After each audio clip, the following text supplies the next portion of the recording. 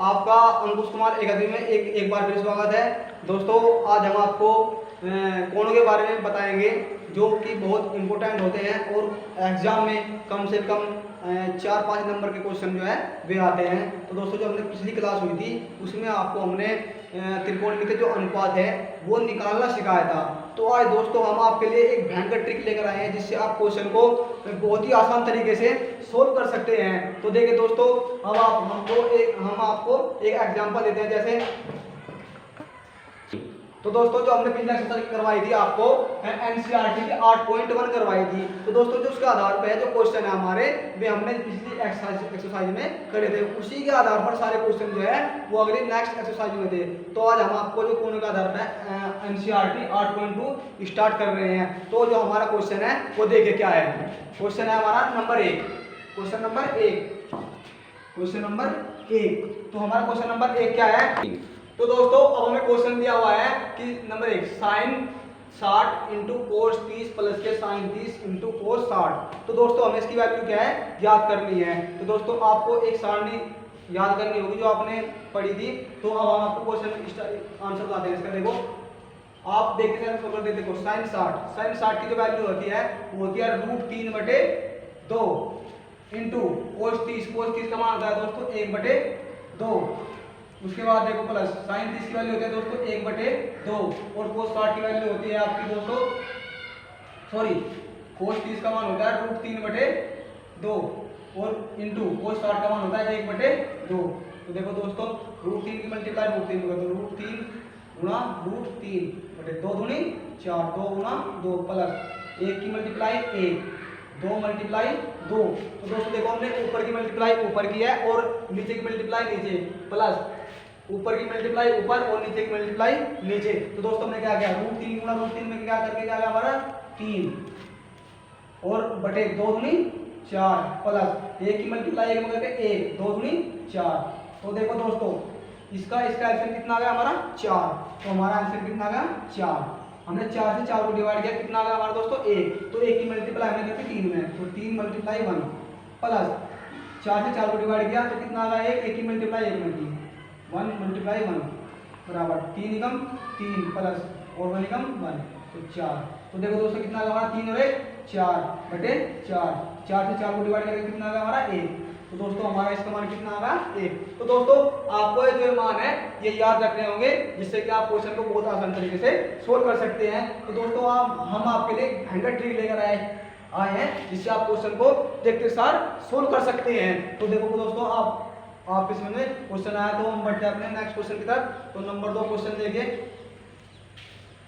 Number 2 question तो देखो दोस्तों अब आपके जो हमारा क्वेश्चन नंबर 2 है देखो क्या दिया गया है 2 tan स्क्वायर 45 डिग्री प्लस के कोस स्क्वायर 30 डिग्री माइनस के साइन स्क्वायर 60 डिग्री। तो दोस्तों हमें इसकी जो वैल्यू है इसका मान हमें ज्ञात करना है। तो देखो आंसर दोस्तों से क्या है 2 tan देखो दोस्तों tan स्क्वायर जो tan 45 की वैल्यू होती है कितनी होती है tan 45 डिग्री इसका मान होता है 1। तो हम यहाँ ले देंगे 1 तो 1 का स्क्वायर दोस्तों।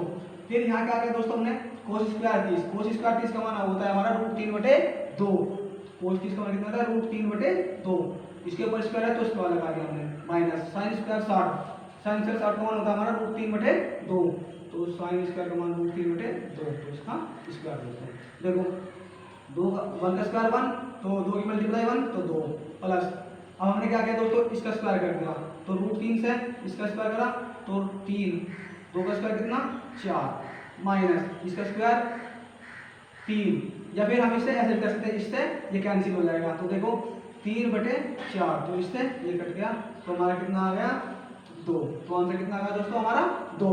हमने कुछ नहीं किया दोस्तों इसमें सिर्फ हमने आपको इसका मान हमने सिर्फ मान रखा है। आप मान के साथ आपका जो क्वेश्चन है वो तुरंत आसान से सोल्व हो जाएगा और आपका जो क्वेश्चन है वो 100% पक्का हो जाएगा। तो दोस्तों हम आपके लिए ट्रिक जो ऐसी लेकर आए हैं जिससे आप क्वेश्चन को बहुत आसानी से सॉल्व कर सकते हैं। तो दोस्तों हम बढ़ते हैं अपने नेक्स्ट क्वेश्चन की तरफ। तो दोस्तों हमें दिया हुआ है कोस 45 डिग्री और सेक 45 डिग्री प्लस के कोसेक 30 डिग्री। तो दोस्तों हमें इसका मान निकालना है। तो देखो दोस्तों कैसे निकालेंगे हम आंसर देखो कोस 45 तो कोस 45 होता है उसकी वैल्यू होती है हमारी 1/√2 कितना 1/√2 दोस्तों और अपॉन sec 45। देखो दोस्तों जो sec होता है वो होता है cosec, वो cos का अपोजिट। अगर हमने लिखा cos थीटा तो cos थीटा होता है हमारा 1 अपॉन sec थीटा। तो देखो दोस्तों cos थीटा की वैल्यू कितनी दी है हमें cos 45, तो cos 45 समान कितना होगा 1/√2। तो उसकी वैल्यू कितनी हो जाएगी 1 अपॉन और 1 अपॉन √2। तो इसकी मल्टीप्लाई ऊपर कर देंगे तो कितना आ जाएगा हमारा √2। देखो दोस्तों 1 अपॉन √2 दोस्तों, और कितना हमारा प्लस। अब यहाँ से कितना होगा कोसेक 30, तो कोसेक 30 का मान कितना होता है दोस्तों हमारा 2। कितना होता है 2। तो दोस्तों अब हमें इसमें करना क्या है, देखो 1 अपॉन √2 प्लस बटे, देखो इसकी मल्टीप्लाई इसमें की हमने 1 प्लस के, इसकी मल्टीप्लाई इसमें की तो ये होगा हमारा 2√2 बटे √2। तो देखो दोस्तों इस √2 से ये रूट कैंसिल हो गया, तो हमारा 1 अपॉन 1 प्लस के 2√2 दोस्तों। तो ये हमारा क्या है आंसर। तो अब हम देखो यहाँ से क्या करते हैं इसमें दोस्तों, अब हमें इसमें क्या करना है 1, देखो 1 अपॉन कितना होगा 1 अपॉन 1 प्लस के 2√2, इसमें मल्टीप्लाई करके दोस्तों हमने 1 माइनस के 2√2 और 1 माइनस के 2√2।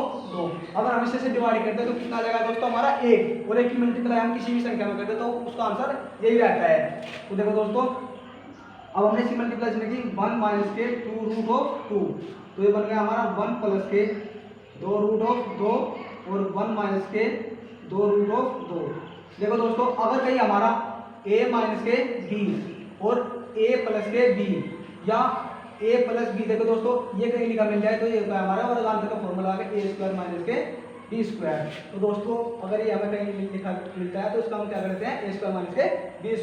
तो देखो बराबर, तो 1 माइनस के 2√2 और ये होगा हमारा, इसमें वर्गांतर लगाने के पश्चात क्या होगा हमारा 1² माइनस के 2√2 का स्क्वायर। तो कितना होगा 1 माइनस के 2√2 अपॉन 1 का स्क्वायर 1 माइनस 2 का स्क्वायर कितना होगा 4, और जब √2 का स्क्वायर करेंगे तो कितना होगा 2।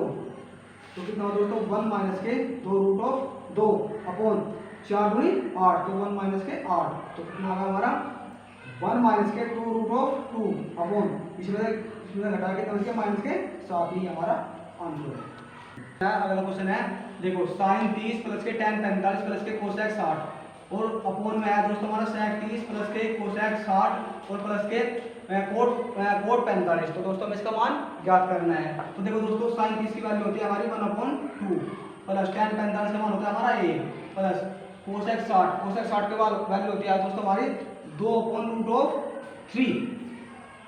देखो sec 30 का मान होता है हमारा 2√3 प्लस cos 60 का मान होता है हमारा, तो देखो दोस्तों cos 60 की वैल्यू कितनी होती है हमारी 1/2 प्लस कोट 45 का मान होता है दोस्तों 1। तो हमने क्या किया इसमें दोस्तों, अब हम इसका क्या करेंगे इनका एलसीएम लेंगे।